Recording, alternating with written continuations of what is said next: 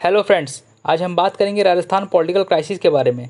राजस्थान में जो कांग्रेस के अंदर ही अंदर क्राइसिस चल रही है अशोक गहलोत और सचिन पायलट के बीच। कौन यहाँ लालची है पावर पाने के लिए, सचिन गहलोत, और क्या राजस्थान में सरकार गिरेगी या टिकेगी, आइए देखते हैं। But before we start, subscribe our channel Ayu Jaiswal and press the bell icon for update new videos. अभी रिसेंटली ये हुआ है कि जो फास्ट पेस्ड पॉलिटिकल डेवलपमेंट है जयपुर में, उनके कान में एक खतरे की घंटी बजती है, जिसकी वजह है सीएम गहलोत और डिप्टी सीएम सचिन पायलट दोनों के बीच दूरियां पैदा हुई हैं। 2018 में जब कांग्रेस की सरकार बनी थी राजस्थान में, उस समय एक विवाद था कि किसे सीएम बनाया जाए, गहलोत को या पायलट को।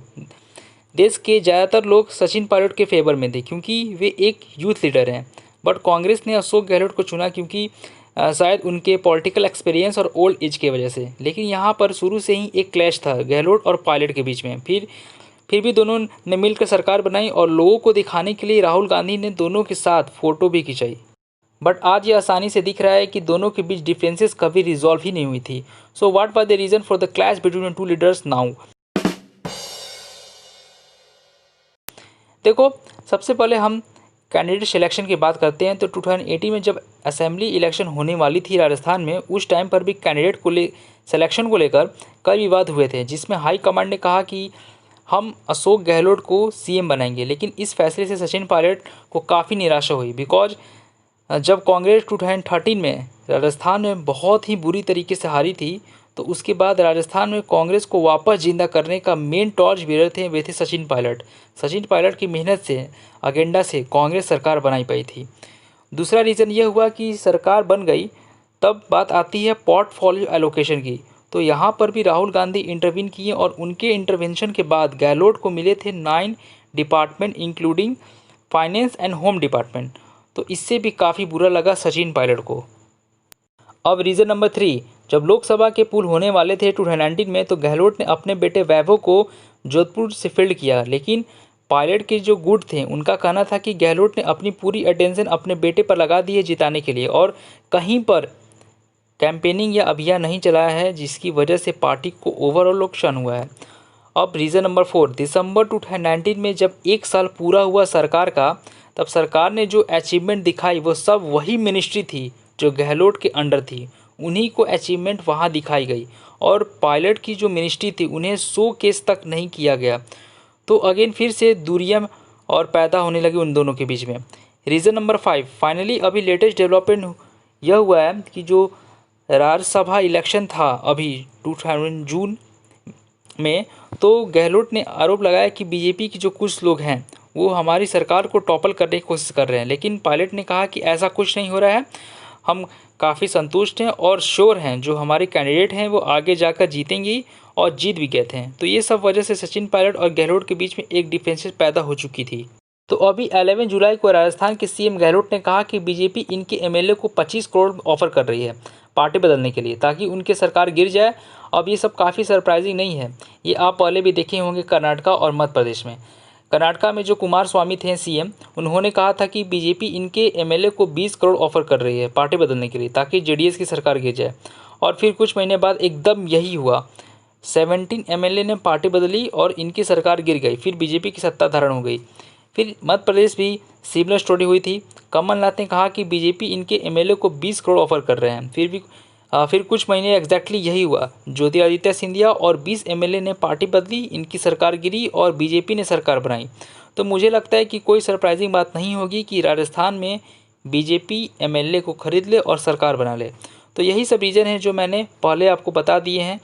फिर बाद में सचिन पायलट नाराज़ होकर अपने सपोर्टर एमएलए को लेकर हरियाणा चले गए।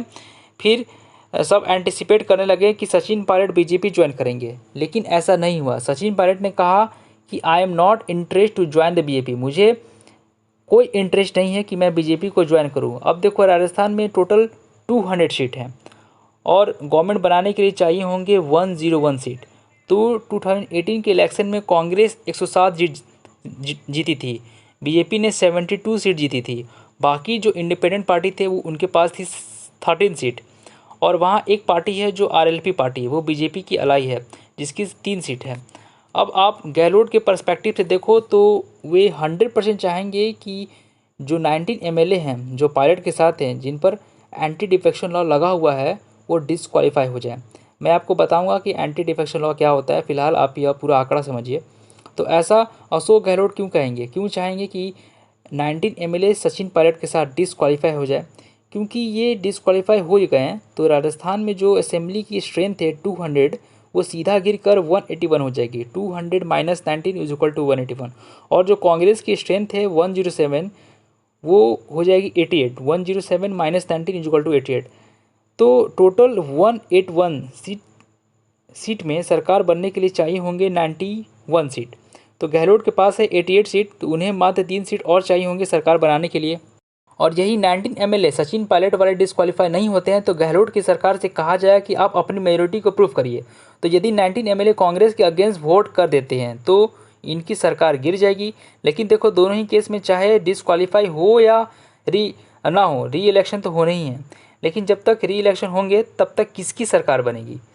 अगर कांग्रेस के 19 एमएलए बीजेपी के फेवर में वोट कर देते हैं तो बीजेपी की टोटल स्ट्रेंथ हो जाएगी 72 प्लस 19 प्लस 3, जो पहले से ही बीजेपी का लाई थे आरएलपी पार्टी, टोटल हो जाएगी 94 स्ट्रेंथ। फिर बीजेपी की गवर्नमेंट बन जाएगी। तो यही रीज़न है कि गहलोत चाहते हैं कि जो 19 एमएलए हैं वो डिस्क्वालीफाई हो जाए। तो इसी को लेकर राजस्थान हाईकोर्ट में एक केस चल रहा है। अब बात करते हैं एंटी डिफेक्शन लॉ के बारे में कि आखिर ये डिस्क्वालीफाई क्यों हो जाएंगे। देखो इसको मैं आपको करंट सिनेरियो से बताता हूँ। 13 जुलाई को राजस्थान में कांग्रेस ने मीटिंग बुलाई अपने एमएलए के और कहा कि जो एमएलए नहीं आएंगे उनके खिलाफ डिसिप्लिनरी एक्शन लिया जाएगा।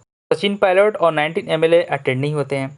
फिर 14 जुलाई को भी कांग्रेस ने मीटिंग बुलाई, उसमें भी सचिन पायलट और जो 18 एमएलए थे वो भी नहीं आते हैं। तो बार बार नहीं अटेंड करने पर पार्टी ने सचिन पायलट को डिप्टी सीएम से हटा दिया और उन्हें नोटिस दिया कि थ्रू एंटी डिफेक्शन लॉ कि आप पार्टी की बात फॉलो नहीं कर रहे हैं, एब्सेंट कर दे रहे हैं। तो वहाँ लगता है एंटी डिफेक्शन लॉ, जो अभी हाई कोर्ट में केस चल रहा है।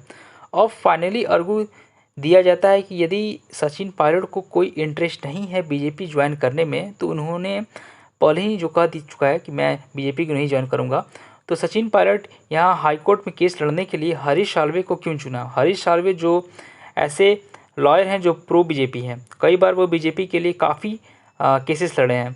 देखो अब यहाँ मैं यही कहूँगा कि जो हाईकोर्ट का जब तक रिजल्ट नहीं आता है, यदि सचिन पायलट अपनी खुद की पार्टी बनाते हैं तो वो सही है, वो अपने आइडियोलॉजी पर चलना चाहते हैं।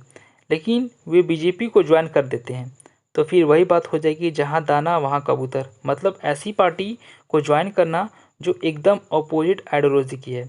तो देखो अब क्या होता है। सो उम्मीद करता हूँ कि ये आपको इंटरेस्टिंग लगी होगी और यदि पसंद आता है तो इसे लाइक करिए, शेयर करिए। अब मिलते हैं ऐसी इंटरेस्टिंग टॉपिक के साथ, तब तक के लिए bye bye and take care.